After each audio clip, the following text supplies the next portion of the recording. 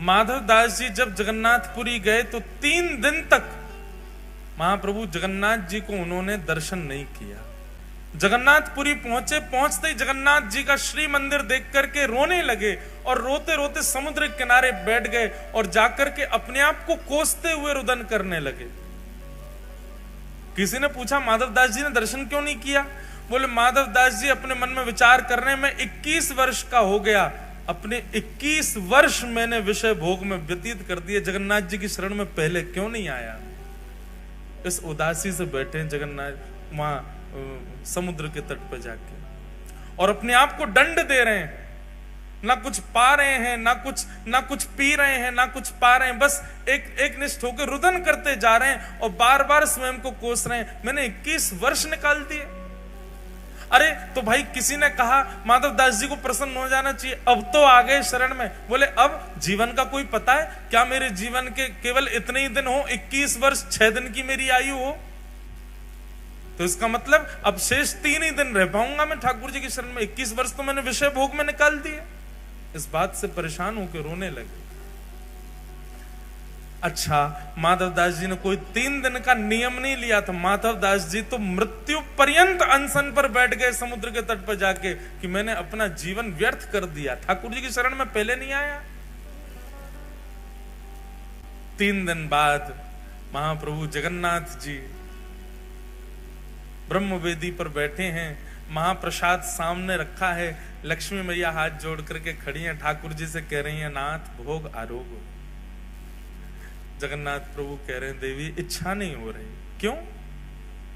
आप तो जगन्नाथ हो, आप तो प्रसाद देखते ही महाराज हाथ लंबे कर लेते हो, दूर दूर से पाने लग जाते हो, और आज आपको इच्छा नहीं हो रही, क्या बात है? महाप्रभु जी कहते हैं एक मेरा भक्त सब छोड़ के आ गया, सब त्याग करके आया, त्याग करके मेरे शरण में आया है, लेकिन इस बात की ग्लानि में बैठा है कि इतने वर्ष मैंने क्यों संसार में विषय भोग भोगे। और वो भूखा प्यासा 3 दिन से पुरी में समुद्र के तट पर बैठा है।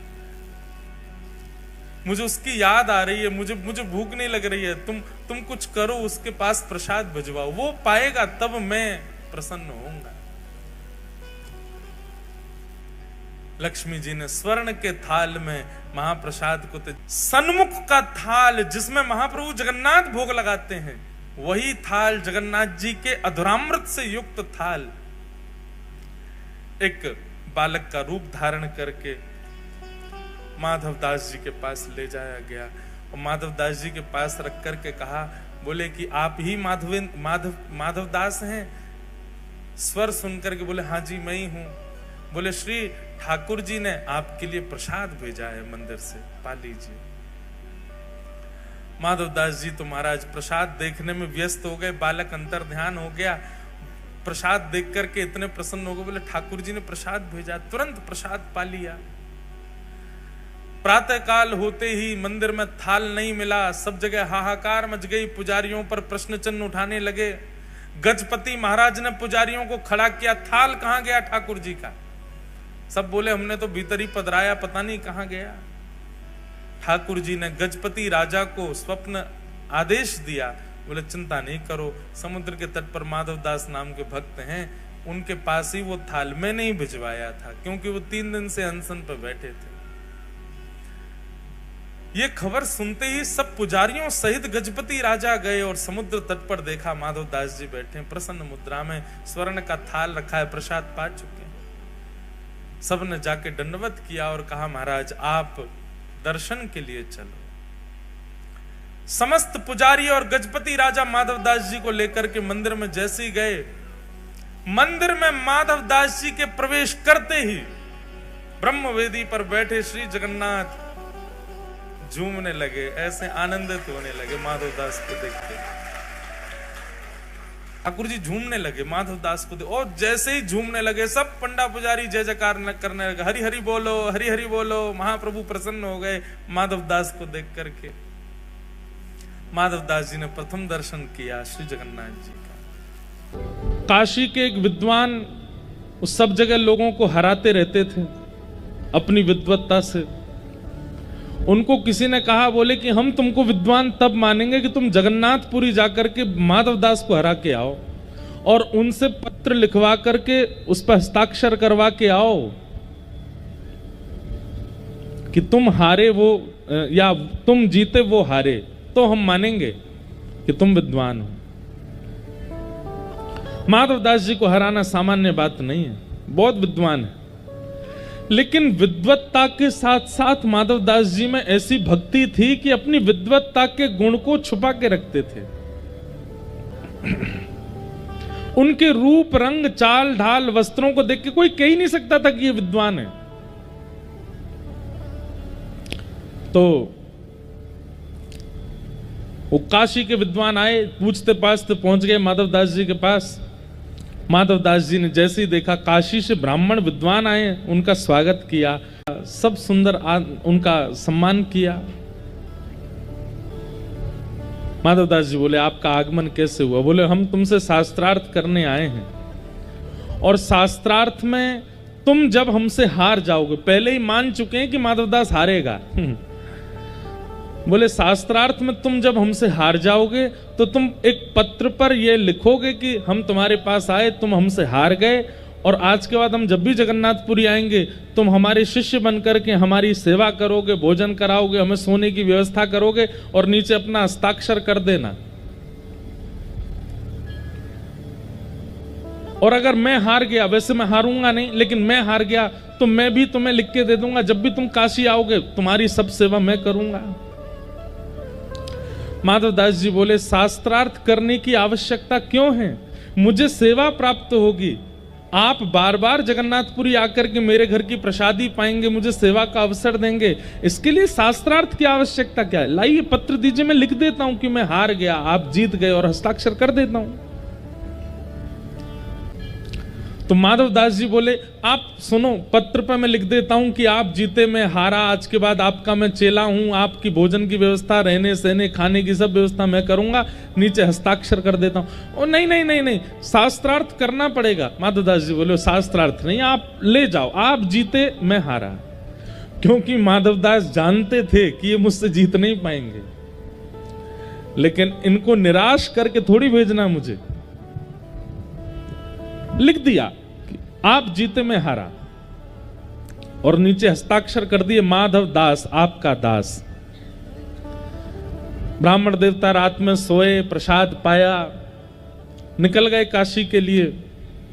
काशी में विद्वानों को इकट्ठा किया, हाँ भाई देखो, तुम लोगों ने चुनौती दी थी माधवदास को, देखो मैं लिखवा करके लाया हूं, हरा दिया मैंने उसको।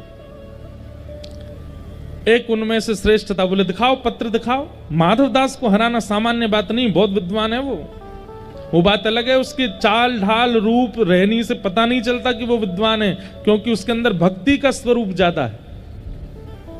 अरे लीजिए पढ़िए पत्र, उसने खुद लिखा है। पत्र खोल करके सभा के मध्य पढ़ना शुरू किया। अमुक तिथि पर काशी के अमुक नाम के ब्राह्मण मेरे पास जगन्नाथपुरी आए थे, हम दोनों के बीच शास्त्रार्थ हुआ, और शास्त्रार्थ में काशी से आए ब्राह्मण की भयंकर हार हुई, माधवदास जीत गए। पत्र में उल्टा लिखा था। वो ब्राह्मण जो था खड़ा हो गया, ये क्या पढ़ रहे हो? ये नहीं लिखा उसने लिखा है कि वो हारा मैं जीता। बोले देखो तुम खुद पढ़ो क्या लिखा है। उसने पढ़ा, माधवदास जीते और इनकी घनघोर हार हुई। बोले उसने तो मेरे सामने लिखा था, मैंने एक एक शब्द अपनी आंखों से देखा था, उसने लिखा था कि वो हारा है, मैं जीता हूं। ब्राह्मण बोले लिखा था मतलब तुम दोनों के बीच शास्त्रार्थ नहीं हुआ था क्या? नहीं देखिए मैं बताना चाहता हूं, मैं कहा तो था कि शास्त्रार्थ को, उसी ने मना कर दिया था कि बिना शास्त्रार्थ के मैं हार स्वीकार करता हूं। सब ब्राह्मणों में हंसी हो गई, बोले कि भैया तुम हार के आए हो, स्पष्ट लिखा है। ब्राह्मण दोबारा दौड़े जगन्नाथपुरी के लिए, माधवदास के पास पहुंचे। ए माधवदास तुझे देख लूंगा मैं, क्या लिखा था इन्हें पत्र में? पत्र माधवदास जी ने बोले लिखी तो मेरी है और लेखनी भी मेरी है, शब्द भी मेरे जैसे ही हैं, पर मेरे नहीं है, ये मैंने नहीं लिखा, मैंने तो हार लिखी थी अपनी, इसमें कैसे जीत गया मैं? ब्राह्मण बोले अब ऐसा नहीं होगा, अब दूसरी क्रिया होगी। क्या? तुमको शास्त्रार्थ करना ही पड़ेगा, और शास्त्रार्थ में जो जीतेगा वो हारने वाले के मुख पर कालीत पोत करके उसको गधे पर बैठा करके चप्पलों की माला पहना करके पूरे नगर में घुमाएगा और हारने वाला चिल्ला चिल्ला करके बोलेगा कि मैं उनसे हारा, मैं अमुक से हारा।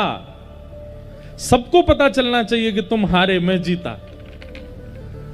माधवदास जी बोले देखिए शास्त्रार्थ की जरूरत नहीं है, मुझे स्वीकार है, आप कालीत पोत दीजिए, मेरे गले में चप्पल की माला पहना दीजिए, गधा ले आइए, मैं बैठ करके पूरे नगर में ढिंडोरा पीटने को तैयार हूं कि आप जीते मैं हारा। परंतु अभी मेरे दर्शन का समय है, आप जब तक कालीत और गधे की व्यवस्था करो, मैं थोड़ा दर्शन कर आऊं जगन्नाथ जी का। वहां तुम जाओ। ये ब्राह्मण गए, धूड़ धाड़ के लाए गधा, कहीं से कालीत स्याही इकट्ठी करी। इतने में ही माधवदास जी निकल करके बाहर आए मंदिर से। अब हुआ यह कि ये माधवदास जी नहीं थे, स्वयं जगन्नाथ जी ही माधवदास जी का रूप धारण करके आए थे। माधवदास तो भीतर दर्शन कर रहे हैं, पर प्रबल प्रेम के पाले पड़कर हरि को नियम बदलते देखा, अपना मान तले टल जाए पर भक्त का मान ना टलते देखा। ठाकुर जी जानते हैं कि माधवदास कालीत पोत करके गधे पे बैठ के घूम आएगा पूरे नगर में, लेकिन मैं कैसे बैठने दूं उसको, मैं नहीं बैठने दूंगा। तो माधवदास तो भीतर दर्शन कर रहे थे, माधवदास का रूप धारण करके जगन्नाथ जी बाहर आए और ब्राह्मण गधा लेकर के काली स्याही लेके खड़ा था, आओ तुम्हारा मुंह पोतूं।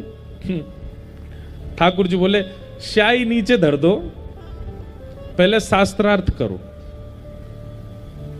तो तुमने तो मना किया था कि शास्त्रार्थ की जरूरत नहीं है। बोले तब किया था, पर अभी जगन्नाथ जी का दर्शन करके मेरा मन बदल गया, अब तो मुझे शास्त्रार्थ करना है। भगवान से कोई जीत सकता है? ऐसा शास्त्रार्थ हुआ, ऐसे ऐसे प्रश्न रखे भगवान ने कि उनका उत्तर नहीं दे पाया, निरत्तर हो गया वो काशी का ब्राह्मण। और पूरी भीड़ एकजुट हो गई, सबके सामने उस ब्राह्मण की हार हुई। हार होने के बाद ठाकुर जी बोले इधर आओ, स्याही पोते तुम्हारे। और स्याही लेकर ठाकुर जी नहीं पोती उसके मुंह पे, बैठो गधा पे। और पूरे जगन्नाथपुरी में हल्ला करके आओ कि माधवदास जीता और मैं उनसे हारा। बेचारे वो बैठ गए गधे पे और पूरे जगन्नाथपुरी में हल्ला करे रोते रोते, माधवदास जीत गया मैं उनसे हार गया, माधवदास जीत गया मैं उनसे हार गया। इतने में ही माधवदास जी, असली माधवदास जी निकल करके आए मंदिर से। जैसे मंदिर से निकल के आए, उन्होंने छोटे छोटे बच्चों से पूछा, एक ब्राह्मण यहां खड़े थे गधा लेकर के, स्याही लेके, कहां है वो? बोले वो तो कालीत मुंह पे पोत करके गधा पे बैठ के डोल रहे हैं पूरे नगर में। हैं अपने आप ही? माधवदास जी दौड़े दौड़े गए, ब्राह्मण देवता आप ये क्या कर रहे हैं? आप क्यों चढ़ गए गधे पे? आपने क्यों अपने मुंह पे पोत ली स्याही? आप नीचे उतरिए, ये अधिकार आपका नहीं है, अभी पहुंचिए अपना मुख। ब्राह्मण चरणों में, नहीं नहीं नहीं माधवदास जी, मैंने अपनी हार स्वीकार कर ली। अब आप ये क्यों स्वीकार की? मैंने तो कुछ कहा ही नहीं आपको, क्यों स्वीकार कर ली? अरे भैया, तुमने जो प्रश्न किए और मेरे प्रश्नों का जो उत्तर तुमने शास्त्रार्थ में दिया, मैं तो तुमको गुरु मान चुका हूं। लिपट गए चरणों से। माधवदास बोले शास्त्रार्थ हुआ कब? समझ गए। दौड़ करके माधवदास जगन्नाथ जी के पास गए और जाके ठाकुर जी से लड़ने लगे, नाथ ये आपने क्या किया? बेचारे एक ब्राह्मण आए थे, केवल उनको जीत की भूख थी। वो केवल अपने जीवन में एक चीज कमाना चाहते हैं कि उनसे सब हार गए, मैं देने को तैयार था अपनी हार, आपने क्यों नहीं देने दिया? महाप्रभु जगन्नाथ जी बोल पड़े, बोले दुनिया का कोई और व्यक्ति देता तो मुझे कोई असर नहीं पड़ता, पर मेरा भक्त क्यों किसी से हारे, और मेरे रहते हुए कैसे हार सकता है? मैं ये नहीं देखूंगा। अरे तुम सामान्य ब्राह्मण होते, विद्वान होते, अपनी हार स्वीकार कर लेते, मुझे प्रसन्नता होती, लेकिन भक्त तो मेरा है, मैं कैसे उसे हारता देख सकता हूं?